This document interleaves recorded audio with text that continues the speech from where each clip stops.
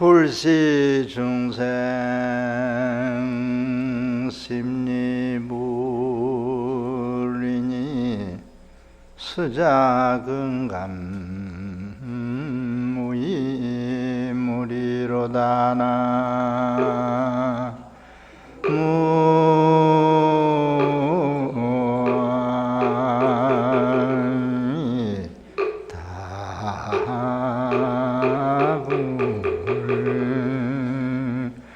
욕지 일체 제불원인된 오자무명 본시 불이로다나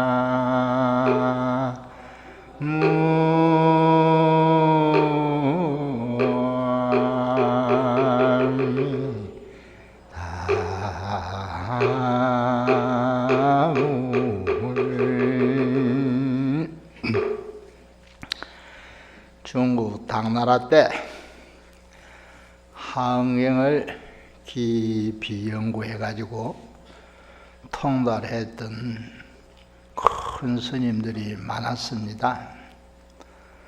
하음종이라는 종파가 생겼는데 그 종파에 5분의 큰 스님 명호가 나와요. 두순 스님, 지엄 스님, 현수 스님, 청량국사 진간 구봉 종밀 선사, 이 하음 오조 스님 외에 또 한 분, 스님인 것 같으면서도 스님도 아니고 도사인 것 같으면서 도사도 아니고 유자인 것 같으면서 유자도 아닌 특이한 분이 계셨는데 통현장자라 합니다. 장자라고 호칭을 했어요. 통현장자. 이분이 이제 하응경을 또 깊이 통달을 했어요.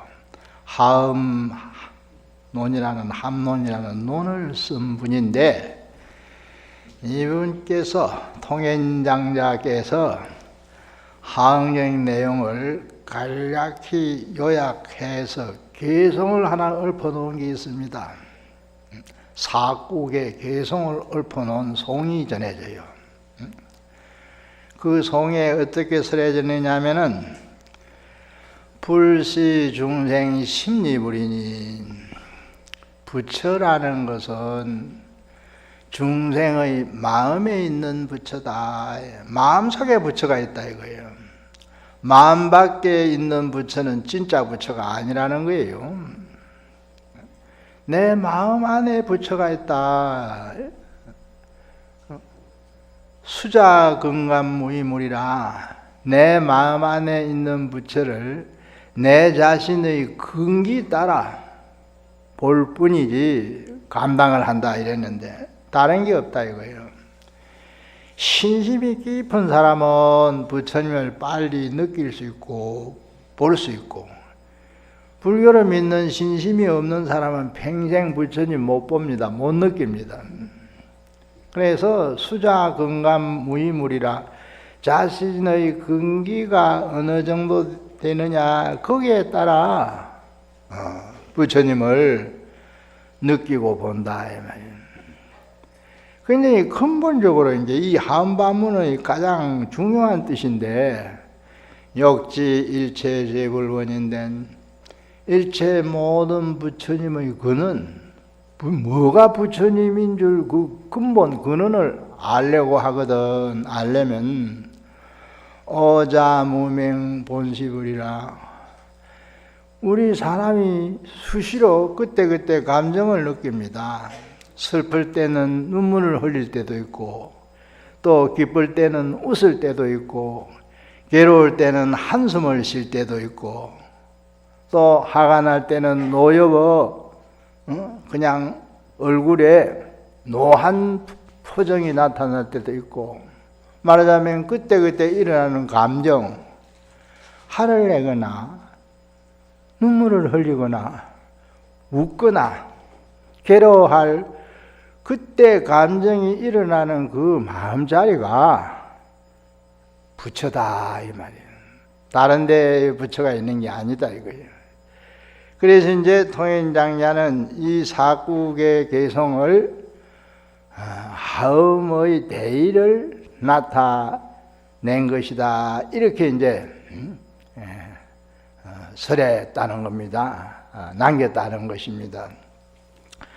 오전에 이어 이제 하장세계품을 좀 더 설명해 드려야 하는데, 불교는 우리 중생들의 마음에 부처의 세계가 느껴지도록 하는 것, 이게 중요한 겁니다.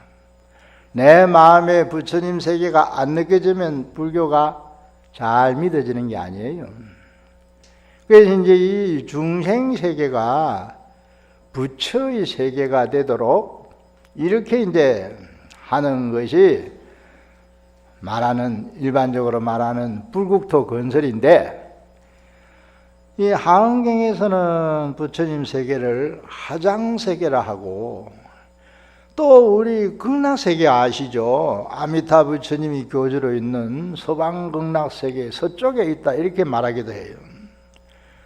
또는 동방에 마늘 세계가, 부처님 세계도 여러 곳이 있어요. 극락세계는 죽어서 극락 가자, 이렇게 이제 영가를 천도하면서 그렇게 축원해 드리거든요. 망축을 그렇게 해드립니다. 여기 하은경에서는 하장세계, 비로자나 부처님 계시는 세계, 또 오방불이 있을 때는 그 오방, 동서남북 사방하고 중앙에 있는 방위를 합해서 오방이라고 그래요. 오방불이 있다고 그래요. 동방에 아촉불 세계가 있고, 부처님 세계도 이제 여러 곳에 있다는 거예요. 그래서 부처님 세계가 이제 이런 세계 저런 세계 여러 가지로 설명되는데, 어떻든 내 마음속에 부처님 세계가 느껴져야 돼요. 극락세계가 느껴지든지 하장세계가 느껴지든지, 동방마늘세계, 유리강세계가 느껴지든지, 또는 미륵교에서는 저 도설천을 정토로 합니다. 욕계 육천에 있는 천상인데도 느껴집니다. 그런데 이 모든 부처님 세계 가운데에 근본이 되는 것이 하장세계다. 왜냐하면 비로자나 부처님이 법신이다 이 말이에요. 법신에 의해서 보신이 있는 것이고 하신이 있는 것이에요. 법신, 삼신불 가운데 법신이 근본이에요. 그래서 우리가 하은 법문을 듣고 참 불교를 점점 깊이 믿어가는 신심의 도수랄까, 이걸 높여갈 때 항상 오전에도 말씀드렸습니다마는 내 마음이 하장세계다. 하장세계. 비로자나 부처님의 국토라.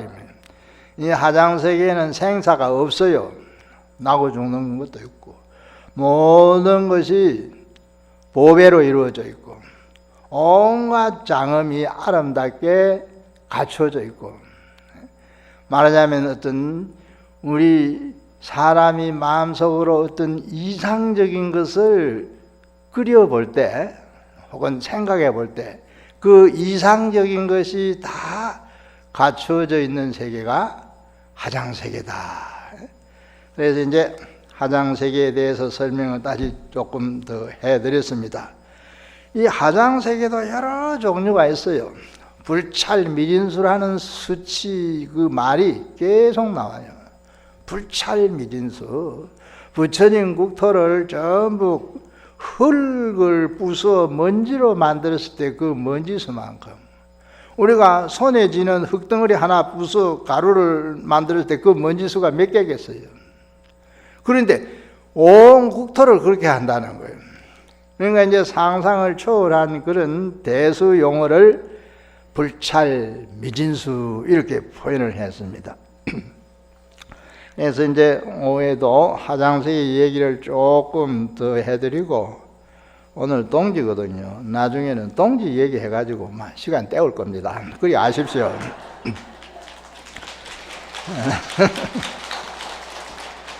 태방강 불화응경하다 하장세계 품제 오로다나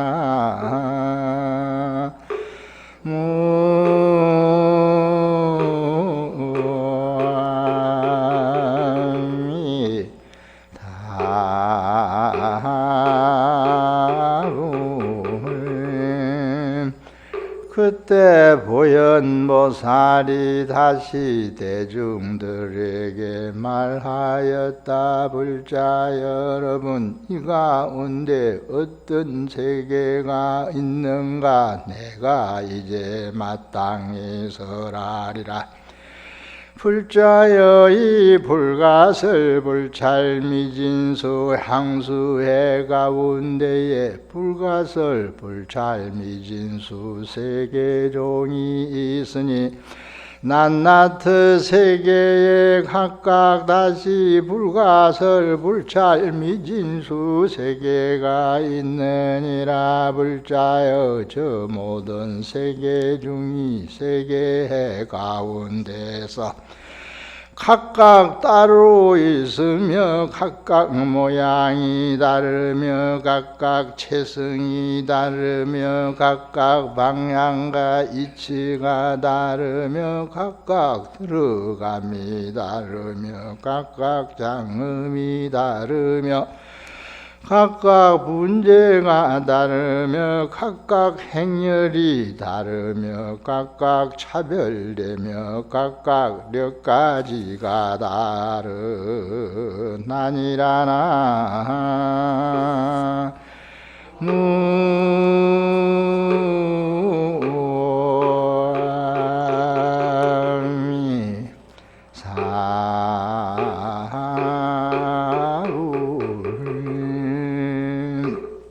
자, 오전에 이미 말씀드렸죠. 하장 차례가 내 마음에 있는 세계다. 우리 모두의 마음에 있는 세계예요. 왜냐하면 우리 마음이 불성이거든요. 불성 그 당체가 비로자나 부처님이에요. 비로자나라는 말은 바이로차나를 소리 나는 대로 옮긴 말인데 끝없는 빛이 비춰져 나온다 이런 뜻이에요. 빛이. 그래서 불교에서는 사람의 마음을 강맹이라 합니다. 하은경 다른 품에 보면은 보살행에 대해서 설해 놓으면서 보살들은 자기 마음의 빛을 쓰고 산다 이런 말이 나와요. 빛을. 우리는 번뇌를 쓰고 살잖아요. 마음에 일어나는 생각 그게 번뇌인데 번뇌 가지고 이렇게 행동하고 저렇게 행동하고 번뇌 가지고 뭐 이렇게 말하고 저렇게 말하고 신구 이 삼업이 번뇌를 의지해서 일어나는데 중생의 경우에는 보살들은 항상 어둠 속을 밝혀주는 빛처럼 빛이 비춰져 나온다는 거예요. 마음에서. 그런 그 경문이 있습니다.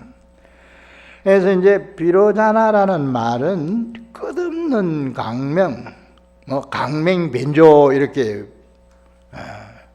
번역을 합니다. 대강맹장이라는 법당이 있잖아요. 거기가 비로자나 부처님 모셔놓은 법당입니다. 비로자나가 큰 강맹이라 해서 대강맹전 이럽니다. 통도사 법당 건물 중에 가장 오래된 건물이에요. 그래서 비로자나는 그런 뜻이다. 이 비로자나의 하장세계해에 대해서 보현보살이 설명을 더 해가는 겁니다. 보현보살이 다시 대중들에게 말하였다. 불자 여러분, 이 가운데에 하장세계해 가운데에 어떤 세계가 있는가? 하장세계에도 여러 종류가 있다 이거예요. 어떤 세계가 있는가? 내가 지금 마땅히 설하겠습니다. 말씀해 드리겠습니다. 이 말이에요. 불자 여러분, 이 불가설 불찰 미진수 향수해 가운데에 향수해 오전에 설명했잖아요. 풍윤후에 있는 향수해 가운데에 불가설 불찰 미진수 세계 종류가 이런 세계 저런 세계 온갖 세계가 거기에 머물러 있다 이거예요. 향수회 가운데에 온갖 종류의 세계가 있다 이 말이에요. 낱낱 세계종이 그 하나하나 이런 종류 저런 종류 세계종이 다시 또 불가설 불찰 미진수 세계가 있습니다. 하흥경 법문 교의를 요약해 놓은 십편문이라는 그 하음 철학이라 하는 그런 교리가 있습니다. 거기에 이제 이런 말이 나와요. 중용무진이라는 거예요. 중용무진이에요. 거덕거덕.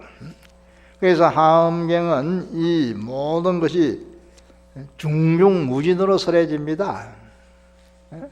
사실이 이제 이 부처님이 처음 성도한 곳에서 설법을 하다가 나중에는 천상으로 올라가고 또 나중에 지상으로 내려오고 이 하흥경을 설하는 장소가 바뀝니다. 바뀌는데 그런데도 불구하고 여기만 설하는 것이 아니라 다른 데도 설한다는 거예요. 보광맹전에서 부처님이 하음법문을 설하면은 다른 세계의 보광맹전에서 또 설한다는 거예요. 도설천에 올라가서 법을 설하면은 다른 세계의 도설천에서 또 설한다는 거예요. 참 묘한 말이 나와요. 그래서 부처님은 가면서도 감이 없다 그래요. 마음이라는 것이 원래 이 오고 가는 왕래가 없는 거예요. 그러면서도 이제 마음이 여기 설법집 안에 앉아 계시면서도 마음을 집에 보내서 생각하면은 집에 누가 잘 있는가 이 생각도 금시 할 수 있잖아요. 그러면은 여기에 있는 내가 마음으로 집에 생각을 했는데 집안일을 생각했는데 그 마음은 집으로 갔다 말할 수 있는 거죠. 그런데 그 마음이 여기서 생각했으니까 여기도 있는 거죠. 여기도 있는 마음이 집에도 간 거예요. 지역적으로 옮기면은 통도사는 양산시에 속하는 지역인데 저 서울에 있는 사람을 생각하면 내 마음이 벌써 서울에 갑니다. 그래서 마음은 오고 감이 없는 거예요. 몸이 오고 가듯이 왔다 갔다 하는 게 아니다 이 말이에요. 그래서 법당 안에 들어와 있을 때 몸은 법당 안에 있으니까 마음도 법당 안에 있겠지. 제 안에서 생각할 수 없어요. 법당 밖에도 마음은 있어요. 영축산 저 꼭대기에도 있고 저 부산에 가면 해운대도 있고 영도에 가면 태종대도 있는데 가본 사람은 거기를 생각하면은 내 마음이 동시에 통도사에 있으면서 해운대도 가고 태종대도 가는 겁니다. 그래서 가도 감이 없는 거예요. 와도 오미 없는 기고. 인생의 그 삶 자체가 하음 철학에서 볼 때 태어나도 태어남이 없는 거예요. 죽어도 죽음이 없는 거예요. 태어나는 거는 이 세상에 볼 때는 왔다는 뜻이 되잖아요. 죽은 건 우리 저승 갔다 이렇게 말하게 돼. 갔다는 뜻이 되잖아요. 그래서 몸은 태어났다 죽으면 왔다 가는 거예요. 그러나 마음은 그렇지 않다는 거예요. 온 일도 없고 간 일도 없다는 거예요. 이렇게 이제 좀 심층적으로 심오하게 설합니다.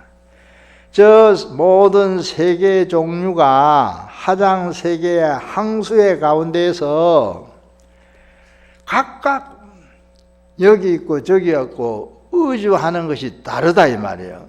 모양도 다르다 이 말이에요. 체성도 다르다 이 말이에요. 이치, 방향도 다르다 이거예요. 들어가는 것도 다르다 이거예요. 장엄되어 있는 모습도 다르다. 이게 뭐냐?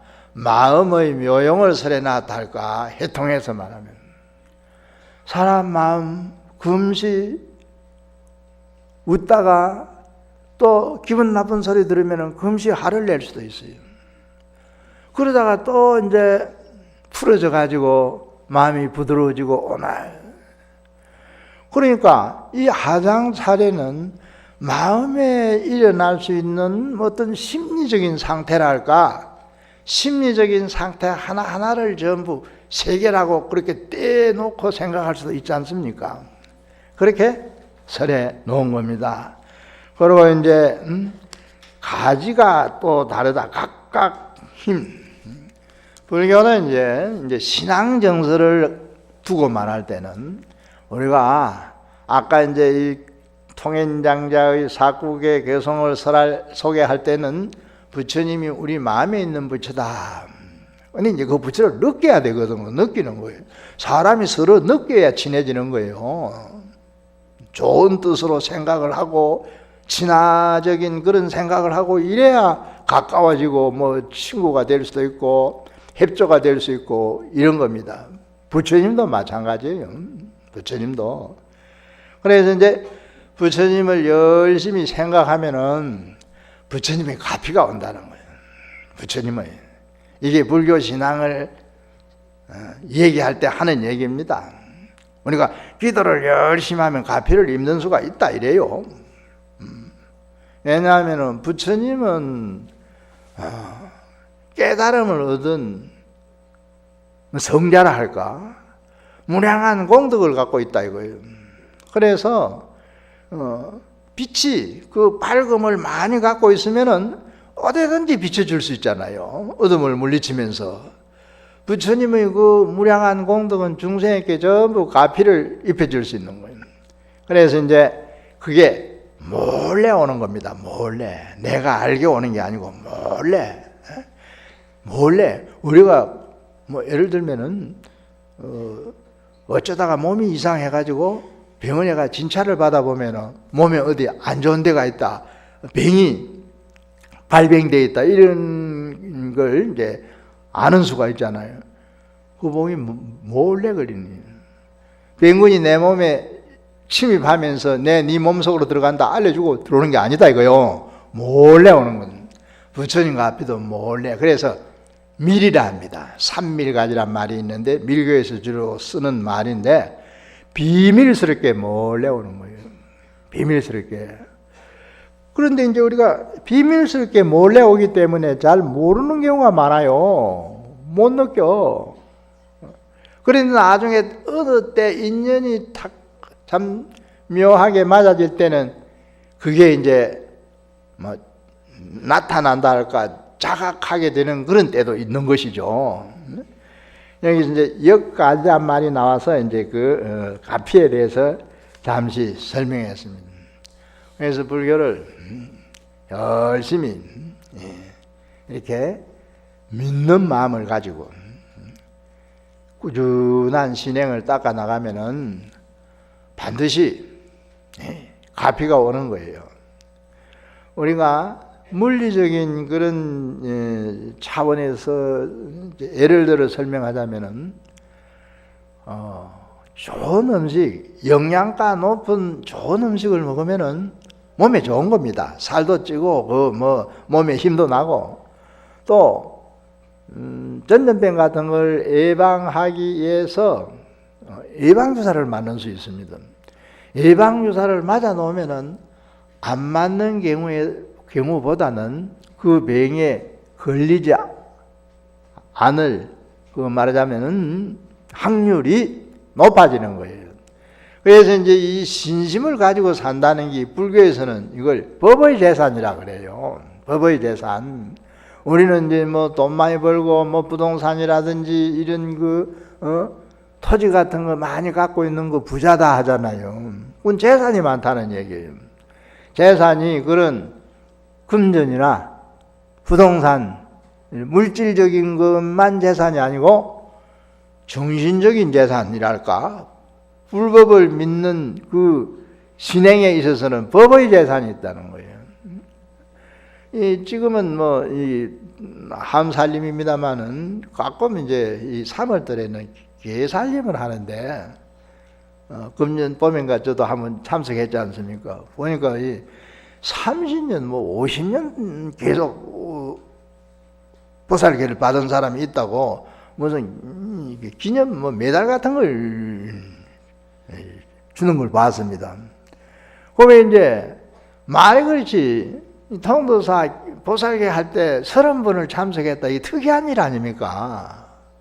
그러니까 그거는 그 개살린 공덕을 가지고 말할 때는 30년을 계속 했으니까 안 한 사람보다 훨씬 뭔가 저축되어 있는 게 있는 거예요. 하암살림도 마찬가지겠죠. 하암살림을 뭐 10년 이상 또 아까 오전에 하암살림 역사, 제가 하암살림 시작한 지가 1975년부터 시작했습니다. 40년을 하는 법문 했어요.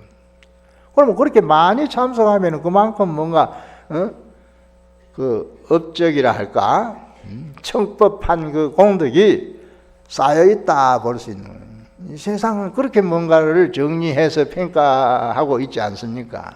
그래서 항상 불법을 가까이 하고 좀 더 이왕지사 믿는 것을 독실하게 믿으면은 반드시 부처님의 가피가 온다.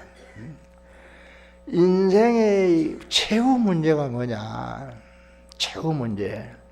우리는 현실 속에서는 내가 경제적으로 어려움이 있고 가족들 사는 그 참 생활 환경이 궁핍하다 할 때는 경제적으로 여유 있게 좀 벌어가지고 좀 이렇게 잘 살 수 있도록 하는 거 아니겠습니까? 그게 현실적인 문제에서는 뭐 당면 가지랄까 이렇게 말할 수 있어요. 그러나 인생이라는 것은 유한한 인생이고 또 언젠가 때가 되면은 그냥 호련히 이 세상 인연을 마감하고 떠나야 된다면, 그러면 그 다음은 무슨 문제냐? 내가 죽고 나면 죽은 다음에 무슨 문제냐? 죽고 나도 내 인생의 문제는 있습니다. 죽음으로써 내 인생의 문제가 전부 끝나는 거 아니에요. 그렇게 믿는 거는 불교에서는 사견이라 합니다. 사견. 그럼 다음 생에 문제가 있다고 일단 말할 수 있는 겁니다. 그런데 불교에서는 최후의 문제는 해탈이라고 이래요. 생사를 벗어나는 해탈의 문제가 있다. 그래서 불교의 근본 사상을 해탈 사상이다. 교리적으로 이렇게 설명을 하고 최후의 목적을 해탈이라는 거예요. 해탈해야 된다는 거예요. 해탈, 벗어난다. 구속된 속박 상태에서 풀려난다는 거예요. 달리 말하면, 쉽게 말하면 괴로운 상태를 벗어나야 된다는 거예요. 존재하는 것은 근원적으로 괴로움의 상태에 빠져 있다는 거예요. 생사를 괴로움이라 했으니까 태어나고 죽는 생사 자체를 괴로운 일이라 했어요. 그래서 생사의 고통이다 이럽니다. 그러니까 그게 해결돼야 된다는 거예요. 그러니까 이제 현실에 안주해서 현실에 집착해서 볼 때는 지금 당장의 문제, 살아가는 생계의 문제도 있고 집안의 문제도 있고 또 사회적으로 내가 활동하는 데 있어서 때로는 명예를 얻어야 되고 권력을 또 누려야 되고 이런 등등의 문제가 있지만은 그건 최후의 궁극적인 문제가 아니라는 거예요. 궁극적인 문제. 그래서 항상 불교를 믿는 마음에서는 불교의 그 근본 목적이 한 번씩 내 마음속에 생각되어 일어나야 된다. 화장세계가 우리 마음의 화장세계다. 원래. 그래서 이제 화장이란 말, 꽃이, 온갖 꽃이 다 꾸며져 있다는 뜻이라 했지 않습니까? 눈에 보이는 데도 있고 안 보이는 데도 있어. 꽃이. 이건 뭐냐? 아름다움을 상징하는 것이고 조화된 걸 상징하는 거예요. 사람 마음을 여유있게 가지고 어떤 상황을 그게 원칙, 자기가 가지고 있는 어떤 원칙에 비춰볼 때 이게 틀렸다. 때로는 그걸 융통할 수 있어요. 이런 우스운 예의가 근래 하나 있더라고요. 실화락해요. 어느 이제 불자님, 신도님이었는데 아들이 몰래 여자를 새겨가지고 연애를 했는 모양이에요. 그래 어느 날 그 사이에 아무 말도 없었는데 어느 날 여자를 데리고 와 인사를 시키더래요. 그 집에 마침 할아버지가 계셨대요. 그래서 이제 아버지, 어머니, 할아버지가 있는 데서 아들이 사귀던 여자를 들어와가, 아버지, 어머니, 제가 미처 말씀드리지 못했는데 제가 그동안 이 여자와 사귀어가지고 결혼을 해야 될 처지에 놓였습니다. 이러는 거예요. 네 무슨, 아버지가 네 무슨 말을, 그게 무슨 말이 아니까. 생긴 지 6년이 됐는데 저희가 아마 돼가지고 아기를 가졌습니다. 이러는 거예요. 아이고, 아버지가 또는 할아버지, 아버지가 있는 앞에서 아들이 뜻밖의 그런 말이 정신이 하나 뜨는 거예요. 뭐라고? 이 집안 가문의 망신을, 어머니가 깜짝 놀라는 거요. 처음 만나는 여자를 데려가가지고. 그래가지고 막 참 분위기가 어색해졌다 할까, 딱딱해졌다 할까. 할아버지가 보통 할아버지가 아니에요. 할아버지가 이제 아버지, 어머니가 깜짝 놀라가지고 집안 망신을 시켰다는 말을 한데, 할아버지가 여유있게, 야, 이 바보 같은 놈아, 6년이나 책해가지고 와, 인자 하나 만들어 왔노? 두세 개 만들어 오지?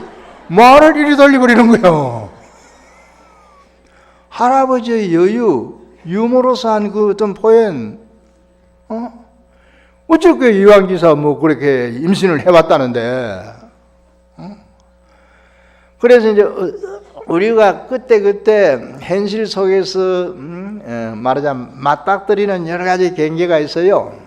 그럴 때 이게 내 마음에 맞으면은 괜찮지만 내 마음에 안 맞을 때는 그냥 부하도 씻었고 그게 못마땅해가지고 역정이 나고 이런.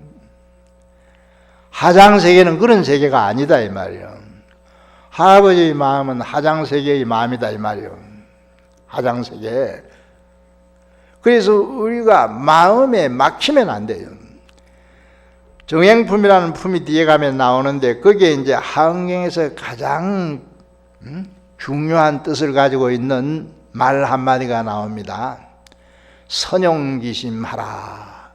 그 마음을 잘 써라. 금강경을 보신 분들은 금강경 가운데서 항복기심이라는 말이 쓰여져 있어요.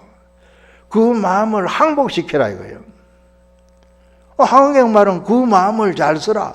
마음이란 말을 똑같이 썼는데 한경전에서는 마음을 항복시키라 이거예요. 이거는 망심, 번뇌, 탐진치, 삼독이 항상 들어있는 마음, 이건 항복이. 성이 날래는 마음 항복시켜야 되는 거예요. 욕심이 지나치게 일어나는 마음 절제해야 돼요.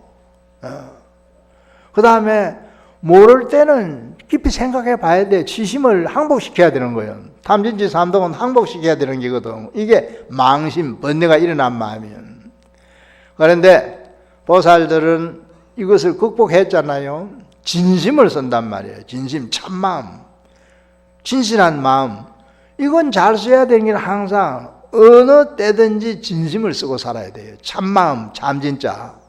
그러니까 말이 다르잖아요. 항복시키라는 마음은 망심, 탐진치 삼독이 일어나려는 마음이고, 잘 쓰라는 마음은 항상 진실한 마음. 그래서 이제 두 경전에 쓰여 있는 말이 뜻이 좀 다르게 쓰여져 있습니다만은 의미를 잘 아셔야 됩니다. 그래서 이제 하장세계는 우리 마음의 세계고, 해통을 해서 말하자면 마음 잘 쓰면은 하장세계가 저절로 만들어진다. 이제 하장세계는 끝냈습니다. 동지 얘기. 동지는 잘 아시다시피 팥죽 먹는 날이잖아요. 동지. 저에도 큰절도 많이 했죠. 올해 팥죽도 드시고.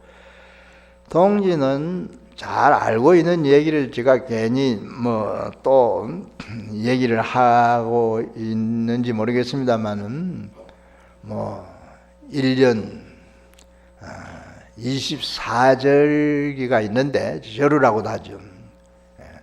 해가 가장 짧고 밤이 가장 긴 날이에요. 이걸 이제 음양으로 말합니다. 음양. 우리 낮의 해를 양이라고 밤에는 달이 뜹니다. 음이라 그래요. 그래서 양력, 음력 두 개지를 쓰잖아요. 달력도. 이제 동질은 양이 작아질 대로 작아져가지고 음이 최고로 많아진 때예요. 극점에 이르는 거예요. 그런데 동지 시가 딱 지난가 동시에 양이 생기는 거예요. 양이 생기는 거예요. 말하자면 새로운 양이 음의 극점에 이르렀다 생기기 때문에 이때 이제 모든 운이 음은 이 어두운 기라고 볼 수 있고 양은 밝은 기라고 볼 수 있죠. 어두운 거는 이제 제발 사라져라.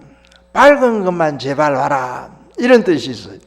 이런 뜻을 가지고 있는 말을 흔히 이제 액을 물리친다 이래서 추객이라 합니다.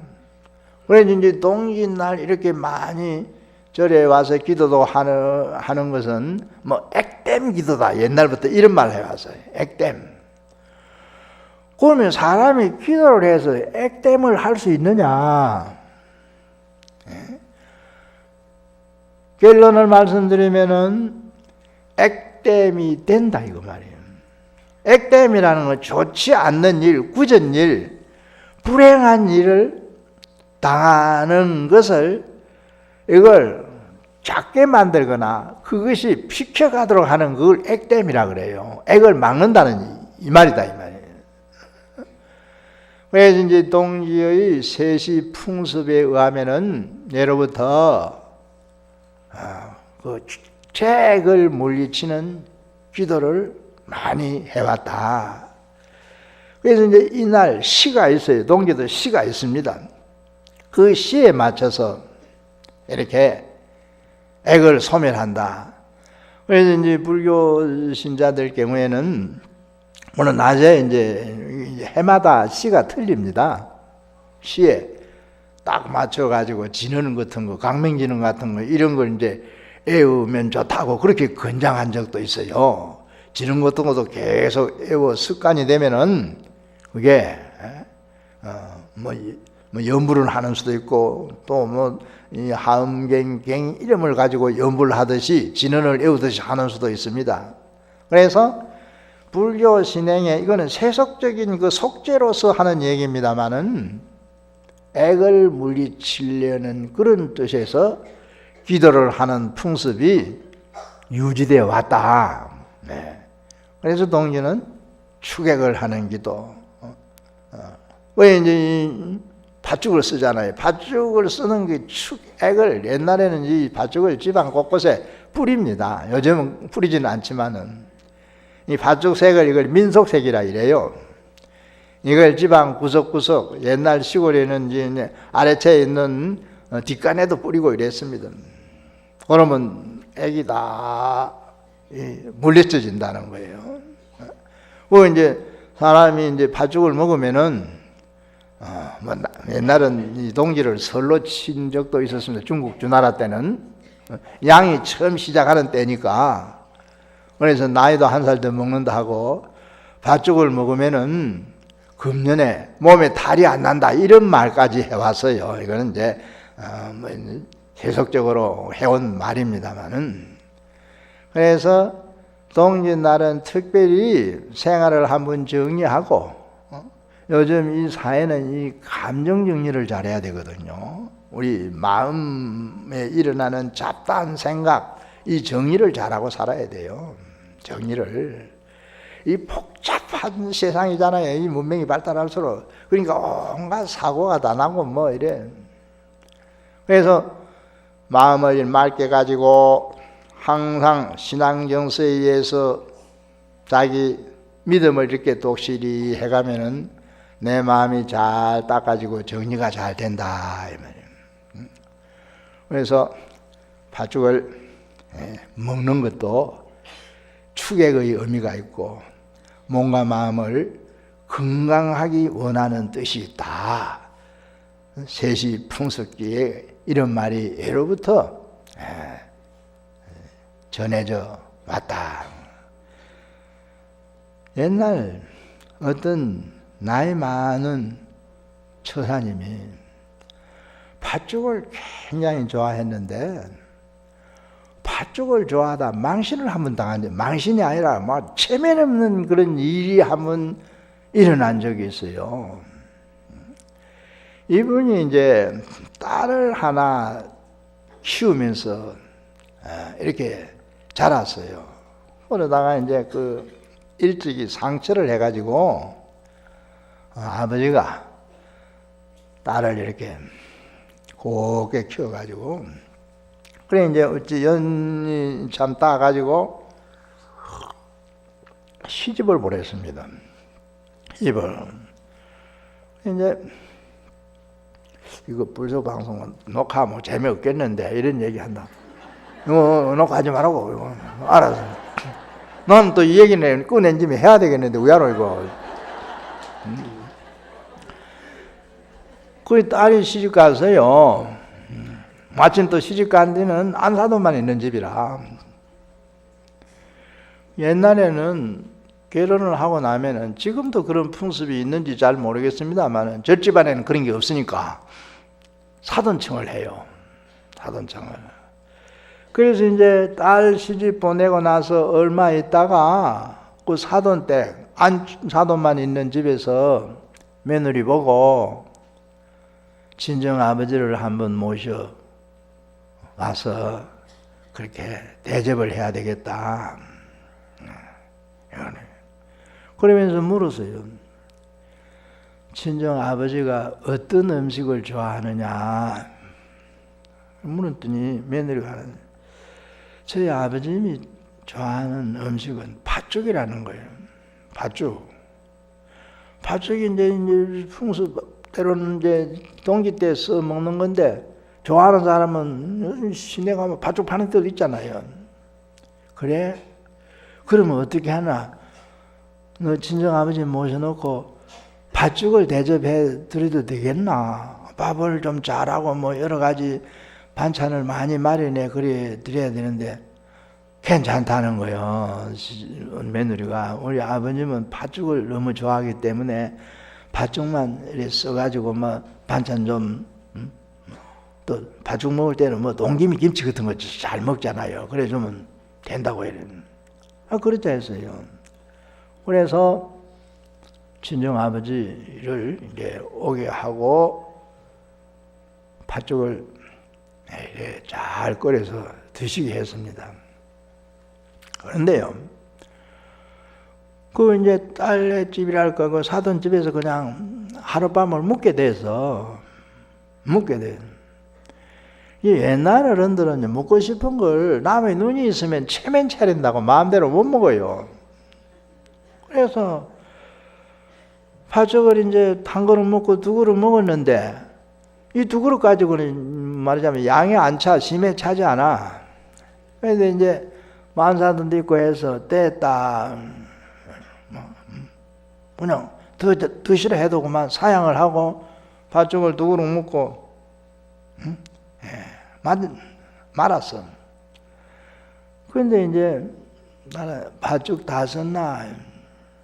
이게 팥죽 쓴 게 다가? 물어보니 딸내가 아닙니다. 팥죽 더 있습니다. 그럼 그 잘못하면 쉬겠는데 저 고방에 안 쉬는데 갖다 둘 것입니다. 이러는 거예요. 됐다. 옆에 사람만 없었으면 더 가오라 했을 낀데 그거 이제 잡니다. 배가 좀 철철해. 팥죽을 그 강에 갖다 놓는다는 얘기 들었단 말이에요. 그래서 이제 안사돈하고 딸도 아마 잠들었지 싶은 밤이 깊어진 시간에 나와가지고 그 강입고 가보니 마침 문이 안 잠기고 그냥 있어. 그 안에 팥죽 동이가 있는 거예요. 팥죽을 씻지 않도록 그 한뒤 갖다 놓는다 그래는 거기다 갖다 놔은 거예요. 이제 잘 됐다. 팥죽 동이채 들었습니다. 들고 나오는데 내가 옛날 10년 전에 얘기하면 했는데 들고 나오다가 옛날 어른들은 머리에 상투를 쪼고 다녔어요. 상투가 문고리 거기에 딱 걸려버린 거요. 팥죽 동이를 들었는데 고방문을 열고 나오다가 위에 그 꼬리 있는 거기에 상투가 찡겨버린 거예요. 빠져나가지가 않는 거예요, 이게. 아유, 큰일 나서. 두 동이를 무겁게 들은 게, 이거 놓을 수도 없는 거예요, 상투를. 이래서 이제 시골 말로 자꾸 용어를 씁니다. 이제 머리를 끄덕끄덕 하면서 상투 빠지라고, 그 찡긴 거 있어. 안 빠져요, 머리가 아파. 아이, 그래서 어쩌노, 박선생이 머리 떨그덕 하는 거예요, 고방문. 떨그덕. 아이고, 이거 야무게 찡겨가지고 상투가 안 빠져가지고 자꾸 힘을 주면서 빼내려고 하니까 문만 딸그닥 소리를 낸다, 이 말이에요. 그 며느리, 네? 그 시어머니 되는 사돈이 장결에 보니까 고방문이 딸그닥 소리가 나는 거예요. 그래서 무슨 일인가, 뭐 도둑이 들리도 없고 왜 그러노? 마치 희미한 달빛이 빈 달밤이었어요. 가만히 보니까 며느리 친정 아버지가 고방문에서 무슨 팥죽 동이를 들고 머리에 힘을 주고 떨그덕 하고 있는 거야. 그래서 아이, 저 왜 저러는가 조금 설 가봐서 이런 떨그덕 하다 밑에 바지가 홀랑 벗겨졌단 말이야. 바지가 아래로 다 벗어져 버렸어. 옛날 사람은 팬티를 안 입었거든요. 그 힘을 줄 때마다 밑에 또 딸랑딸랑 하는 게 또 하나 있어. 그래. 자는 며느리를 깨웠어. 야, 일어나거라. 왜 그러십니까? 고방문 앞에 가봐라. 네가 가봐라. 고방문 있는데 네가 가봐라 이거야. 그래, 이제 며느리 나와서, 아이고, 아직도 상투가 안 빠져가지고 고개를 끄덕끄덕 힘을 주고 있는데 문은 떨그럭 하지. 딸이 나와볼 때 바지는 아래로 쭉 치다가 밑에도 딸렁딸렁 한단 말이야. 어떻게 딸이 민망한지. 아버지 왜 이러십니까? 먹고 싶으면 저를 불러가지고 달라 하지요. 왜 이러십니까? 민망해가지고, 뭐, 시어머니 보기. 아버지 왜 이러십니까? 먹고 싶으면 팥죽도 달라지. 왜 이러니? 그래, 이제 동의를 받아야 될 거 아니야. 팥죽통에 이리 주이소. 이러니까. 안 된다. 내가 지금까지 이 고생을 하고 들고 있었는데, 이걸 잊어버리면 나는 뭐 먹노? 누가 지어난 얘기인데, 팥죽에 얽힌 가장 재미나는 얘기예요. 책에 나오는 얘기예요. 책에 내가 지어낸 얘기도 아니고. 그러니까 이런 팥죽에 얽힌 얘기가 있는데, 이걸 하나 소개하는 거는, 이 팥죽 얘기 듣고 이제 오늘 동기 세고 애군을 쫙 물리치고 편안하고 즐겁게 잘 사시라고요. 보너스로 이제 얘기 하나 한 겁니다. 이제 시간 45분 지키라고. 우리 도문스님도 시간 지켜야 됩니다. 자꾸 너무 모랑했어. 이제 다음부터는 시간 갖고 자꾸 뭐 지키라 말아서 하니까 내 맘대로 해야 되는데. 건강하시고 새해 잘 맞아주시고 항상 화평하게 잘 사십시오.